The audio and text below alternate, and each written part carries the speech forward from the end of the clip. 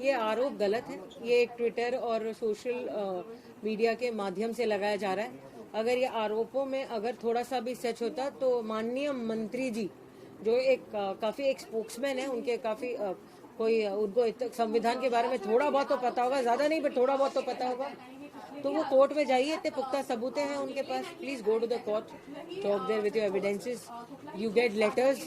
आज एक letter post किया गया था जिसके ऊपर कोई भी नाम नहीं है। उनको इतना सा नहीं पता where there is no complainant there can be no complaint.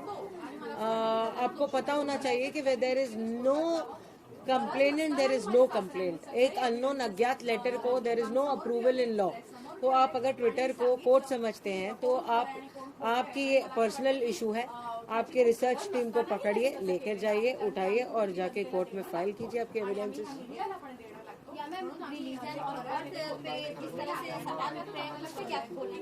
I can't hear you, I can't hear. Religion और गॉड पे जिस तरह से सवाल उठ रहे हैं उस पे क्या कुछ बोलना चाहिए?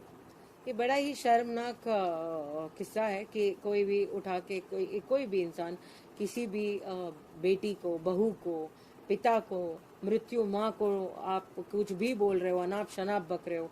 You are at a post, you should respect women, you should respect somebody's बहू, you should respect somebody's daughter, you should respect somebody's father. आपको इस बात का एहसास होना चाहिए बेसिकली कि आप इतने बड़े पोस्ट पे हो, आपकी भी बहू बेटियां डेफिनेटली जरूर है, तो आप उनको सोच आप मैंने उनको तो कभी नहीं देखा ये सवाल और जवाब के माध्यम से। तो आप उनकी बहू बेटियों के उनके भी पिक्चर्स होंगे, उनका भी कोई तो कुछ होगा, तो आप सोचिए इतने गिरा हुआ काम करना ये तो मुझसे नहीं होगा। I will never do that to you. I will personally say that आप बहुत रिस्पेक्टेड इंसान है, आप अपनी क्लास में चलिए। आपका क्या इरादा है मुझे तो समझ नहीं आती है, but you are definitely creating a false image, definitely you are tarnishing name of a woman. आपने एक बैठे बैठे एक क्रिमिनल लॉयर को, एक लॉयर है जो औरतों के लिए लड़ती है, उसकी सेफ्टी के लिए लड़ती है, एक औरत है जो केसेस लेती है, आपने उस औरत को डॉन बोल दिया। आपने एक संविधान के इंसान को डॉन बोल दिया।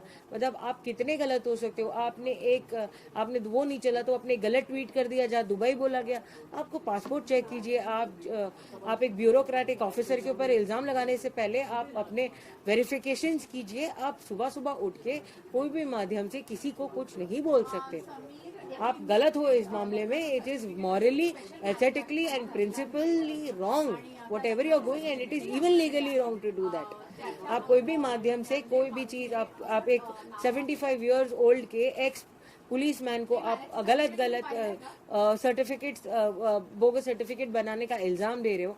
आप एक ऑनेस्ट ऑफिसर को सिर्फ ड्रग्स पकड़ने का काम कर रहा है, उसके ऊपर आपने इतने बुरे इल्जाम लगाए, जिसने अपनी जान पर खेलकर डोंगरी में जिनके ऊपर इतनी सारी आफतें आई थी, जिन्होंने अपनी जान को रिस्क पे रखकर जो ये रैकेट काम करते हैं, तो आपने उसको नहीं देखा और आपने ये सब चीजें, why is this divorce and why is this certificates and why is this religion and political background related with drugs.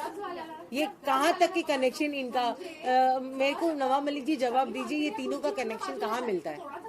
वसूली को लेकर इतने सालों के बाद आरोप लग रहे हैं, उस पे क्या कुछ बोलना चाहेंगे? अब मेरा भाई, आप एक आदमी है जो एक NIA में काम करता है, एक बड़ा ऑफिसर रह चुका है ना, जो एक इन्वेस्टिगेशन एजेंसी है हमारे देश की।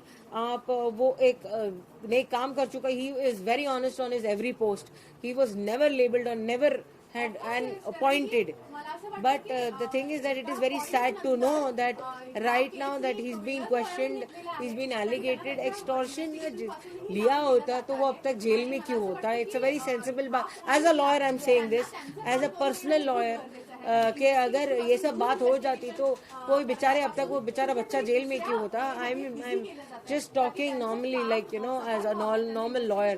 और एक्सटॉर्शन ये सब चीजें अगर होती तो हम नवाब मलिक जी की जगह होते, उनकी तरह जी रहे होते, उनकी तरह लाइफस्टाइल होती हमारी।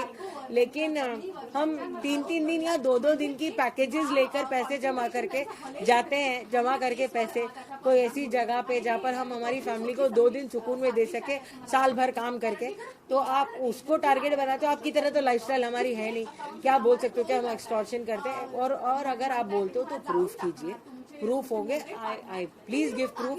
ट्विटर कोर्ट नहीं है, please go to the honourable court, they are there, संविधान है हमारे लिए, प्लीज जाइए वहाँ बात कीजिए, वहाँ जवाब दिया जाएगा। या मैम, जिस तरह से धमकियां मिल रही है उसके बारे में क्या कुछ बोलना चाहेंगे? अभी तक कुछ भी नहीं पता चल रहा है कि सही है गलत है, आप जिस तरह से बोल रही है धमकियों के बारे में क्या कुछ बोलना चाहेंगे? I am getting unknown calls, I am getting unknown calls saying कि आप कौन से कोर्ट में है, तू से जवाब दिया जा रहा है। एक अननोन कॉल्स आ रहे हैं 00 नंबर से, मुझे पता नहीं है, लेकिन काफी कुछ अननोन कॉल्स और धमकियों के कॉल्स आ रहे हैं कि तुझे मार देंगे, तुझे खत्म कर देंगे, तुझे उठा लेंगे, तू अपने आप को क्या समझती है, जबान तेरी बहुत चलती है, कहाँ फेंक के जाएगी तुझे पता भी नहीं चलेगा, ये मीडिया तो है, दो आज है कल नहीं है, ये सब दिखाया नहीं जाएगा, तू कहाँ गायब हो जाएगी, तू रुक, तुझे दिखाते हैं, हम तुझे ट्रैप करते हैं, तेरा स्टिंग ऑपरेशन करते हैं, ये सब भी बोला जा चुका है मुझे कि तू जा रही होगी तो तेरा फोटो खींचेंगे हम, कोई ऐसे सब गलत बातें बताया जा रहा है मुझे,